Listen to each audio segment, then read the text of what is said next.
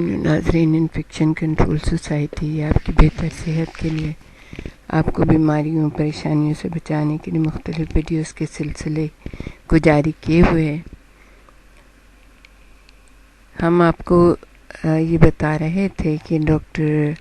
Bernard نے جو اپنی کتاب میں کہا ہے کہ سگریٹ نہ پینے والے افراد کے درمیان بیٹھ کر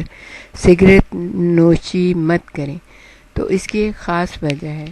اور یہ وجہ عام لوگوں کو پتہ نہیں ہے، لیکن چونکہ وہ خود دل کے امراض کے ماہر ہیں، ہارٹ سرجن رہیں،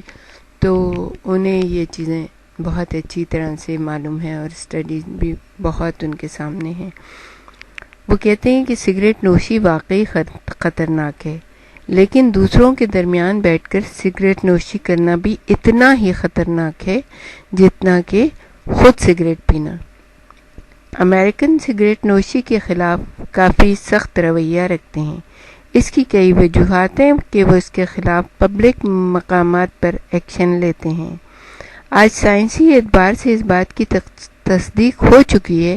کہ باقاعدہ سگریٹ نوشی صحت کے خلاف سب سے بڑا خطرہ ہے،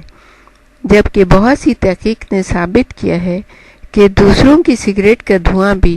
صحت کے لیے ویسا ہی خطرناک ہے۔ یہی وجہ ہے کہ ان افراد کے خلاف سخت سزائیں تجویز کی جاتی ہیں جو پبلک کے دوران سگریٹ نوشی پر پابندی کی خلاف ورزی کرتے ہیں۔ ایسا لگتا ہے کہ جلدی سگریٹ نوشی پر پبلک میں استعمال پر مکمل طور پر پابندی لگا دی جائے گی، یہ انہوں نے 1970 میں کہا، اور آج آپ دیکھیں جتنے بھی مغربی ممالک ہیں، کینیڈا ہے، امریکہ ہے، ان میں پبلک مقامات پہ، خاص طور پہ کینیڈا میں پبلک مقامات کے اوپر سگریٹ نوشی قطعی ممنوع ہے، یعنی کہ کوئی تصور ہی نہیں کرتا کہ پبلک مقامات پہ اپنے آفس میں یا ٹرین میں یا بسز میں ایسی جگہ پہ وہ سگریٹ پیے۔ سگریٹ نوش ایک ایسی نسل ہے جو ناپید ہونے کے خطرے سے دوچار ہے، یعنی کہ سگریٹ نوشی کرنا ایسا ہے جیسے اپنی نسل کو بالکل تباہ کر دینا ہے۔ کیلیفورنیا میں شراب خانوں سے سگریٹ نوشی پر پابندی کی ابتدا کی گئی، یعنی کہ جو شراب خانے ہوتے ہیں اس میں سگریٹ نوشی پر پابندی۔ دیکھیں کتنا عجیب سی بات ہے کہ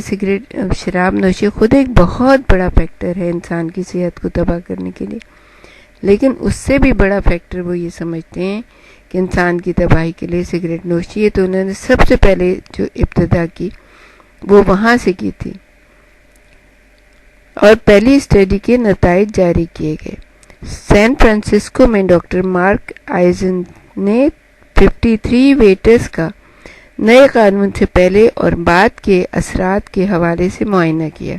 نتائج کے مطابق 78% ملازمین کی صحت سگریٹ نوشی پر پابندی پر عمل درآمد کے 4 ماہ کے اندر بہتر پائی گئی۔ آنکھوں میں جلن اور سانس کے مسائل ختم ہو گئے۔ مارک آئزن اور ان کی ٹیم کو یقین ہے کہ سگریٹ نوشی کے خلاف مزید قوانین ضوابط خطرات کو کم کرنے میں مدد دے سکتے ہیں، خصوصاً ان افراد کے سلسلے میں جو کبھی کبھار سگریٹ نوشی کرتے ہیں۔ امریکہ میں کی جانے والی بہت سی اسٹڈیز میں اور میڈیا میں یہ بات بہت دفعہ چھپی ہے کہ کبھی کبھار کی سگریٹ نوشی بھی دل کے پٹھوں کے امراض میں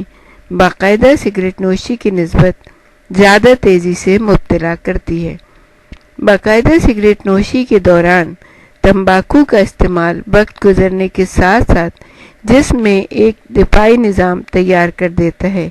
جس کے نتیجے میں خون کی نالیوں میں ایک مختلف قسم کا رد عمل پیدا ہوتا ہے، جبکہ بے قاعدہ سگریٹ نوشی کرنے والے افراد ایسے دفاعی نظام کے بغیر ہوتے ہیں، جس کی وجہ سے اس تمباکو کا استعمال ان کے لیے زہر کی حیثیت رکھتا ہے۔ ہمارے ساتھ ہی رہیے گا، ہم آپ کو تمباکو نوشی کے بارے میں اور بھی بہت کچھ بتانا چاہیں گے۔